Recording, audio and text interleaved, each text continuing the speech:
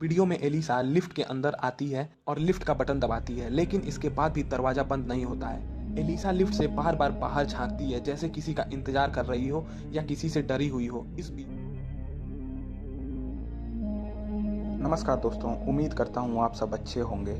आज की कहानी एक ऐसी मौत की मिस्ट्री है जो पिछले 9 सालों से सबके लिए राज बनी हुई है। इस कहानी में कई अनकहे किस्से हैं, कई ऐसी बातें हैं जिसका जवाब किसी के पास नहीं है। कहानी है एलिसा लैम की। एलिसा लैम के साथ कुछ ऐसा हुआ जिसे जानकर आप हैरान हो जाएंगे। तो चलिए कहानी को शुरू करते हैं। एलिसा कनाडा में रहती थी। उनके पिता कनाडा और माँ चीन से थी। एक दिन एलिसा अपनी माँ से कहती है कि अब वे अपनी आगे की पढ़ाई लॉस एंजल्स से करना चाहती है और यहाँ वो अकेले ही जाएगी। एलिसा की माँ उनकी इस बात पर राजी नहीं हुई। वे उन्हें कहीं भी अकेले नहीं भेजना चाहती थी, कारण था उनकी बीमारी। इसके अलावा एलिसा बाइपोलर की शिकार भी थी। ऐसे में माँ बाप को चिंता थी कि वो अकेले कैसे रह पाएगी। हालांकि एलिसा जिद पकड़ चुकी थी। उनकी इस जिद के आगे माँ बाप को झुकना पड़ा। दोनों एलिसा को भेजने के लिए मान गए, लेकिन इस दौरान उन्होंने एलिसा के सामने 2 शर्त रखी। पहली शर्त थी कि लॉस एंजल्स में रहने के लिए एलिसा का होटल वो खुद बुक करेंगे, ताकि उन्हें पता हो कि उनकी बेटी कहाँ रह रही है। इसके अलावा दूसरी शर्त में कहा गया कि एलिसा को हर रोज होटल पहुंचकर उन्हें कॉल करना होगा। एलिसा दोनों शर्त मान लेती है। 26 जनवरी 2013 को एलिसा कनाडा से लॉस एंजल्स पहुंचती है। यहाँ वे होटल सेसिल्स में ठहरती है। बता दें कि उस समय यह होटल काफी बदनाम होटल माना जाता था। एलिसा को एक और पार्टनर के साथ रूम शेयर करना था। हालांकि उनकी नींद में बड़बड़ाने की आदत के चलते जल्द ही उन्हें सिंगल रूम दे दिया गया। सब कुछ एलिसा और उनके माँ बाप के साथ हुई बात के मुताबिक चल रहा था। एलिसा हर रोज होटल से अपनी माँ को फोन करती। यह सिलसिला 30 जनवरी तक जारी रहा। 31 जनवरी को एलिसा उस होटल से चेकआउट करने वाली थी, लेकिन उससे पहले वो पास ही एक दुकान से माँ बाप के लिए कुछ गिफ्ट खरीदने निकल पड़ती है। यहाँ से वो कुछ म्यूजिक एल्बम और कुछ किताबें ले आती है। इस बीच शर्त के मुताबिक उसने घर पर फोन नहीं किया। माँ बाप इंतजार कर रहे थे, लेकिन जब काफी देर बाद एलिसा का फोन नहीं आया तो उन्हें चिंता होने लगी। इसके बाद उन्होंने खुद होटल फोन कर एलिसा के बारे में पूछा। होटल का स्टाफ एलिसा को ढूंढने उनके कमरे में गया तो कमरा खाली था। एलिसा वहां नहीं थी। इसके बाद चारों ओर एलिसा की ढूंढ मच गई, लेकिन कहीं कुछ पता नहीं चल सका। मामले की सूचना के बाद पुलिस होटल पहुंचती है और एलिसा की तलाश में जुट जाती है। सीसीटीवी फुटेज खंगाले जाते हैं। इस दौरान पुलिस के हाथ एक बेहद अजीब चीज लगती है।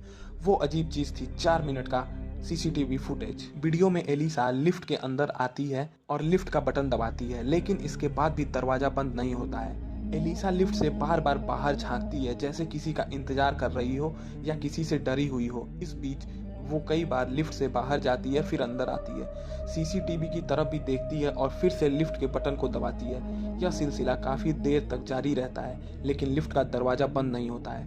थोड़ी देर बाद एलिसा को लिफ्ट के बाहर किसी अदृश्य चीज से बात करते हुए देखा जाता है। इसके बाद जैसे ही वो लिफ्ट के अंदर आती है तो ऐसा लगता है जैसे कोई उसका गला घोट रहा है। इस पूरे वीडियो में एलिसा के अलावा कोई और दिखाई नहीं देता है। करीब 4 मिनट के इस वीडियो को खुद लॉस एंजल्स पुलिस ने जारी किया था। इसके बाद एलिसा लिफ्ट के बाहर पहुंचती है और तभी अचानक से लिफ्ट बंद हो जाती है। आपको जानकर हैरानी होगी कि यह एलिसा का आखिरी वीडियो था। इस वीडियो में वो आखिरी बार जिंदा नजर आई थी। जब कोई और सुराग हाथ नहीं लगा तो पुलिस ने इस वीडियो को इंटरनेट पर डालकर लोगों से इसकी जानकारी ढूंढने में मदद मांगी। बाद में यह वीडियो वायरल हो गया। लोगों ने इस घटना को भूतिया करार दिया। किसी ने कहा यह आत्मा का चक्कर है। होटल सेसिल्स आबादी से दूर था। इस होटल में इससे पहले भी कई अजीब हादसे हुए थे। 1962 में एक महिला ने होटल की छत से छलांग लगा दी थी और सीधे नीचे खड़े एक शख्स के ऊपर गिरी, जिसके वजह से उस शख्स की भी मौके पर मौत हो गई। इसके बाद 1964 में एक महिला का इसी होटल के एक कमरे में रेप और मर्डर हुआ। इतना ही नहीं, होटल के इतिहास में कुल 16 अप्राकृतिक मृत्यु के मामले दर्ज थे। 1985 में वहां का एक खतरनाक सीरियल किलर भी इसी होटल में छुपा हुआ था। ऐसे कई अपराध के किस्से इस बदनाम होटल से जुड़े हुए हैं। एलिसा के माँ बाप भी बेटी को ढूंढने लॉस एंजल्स पहुंच गए। करीब 15-16 दिन बीत जाने के बाद अचानक होटल में ठहरे कुछ लोगों ने होटल से काला पानी आने की शिकायत की। तो 17 फरवरी के दिन होटल के स्टाफ छत पर पानी की टंकी चेक करने पहुंचे।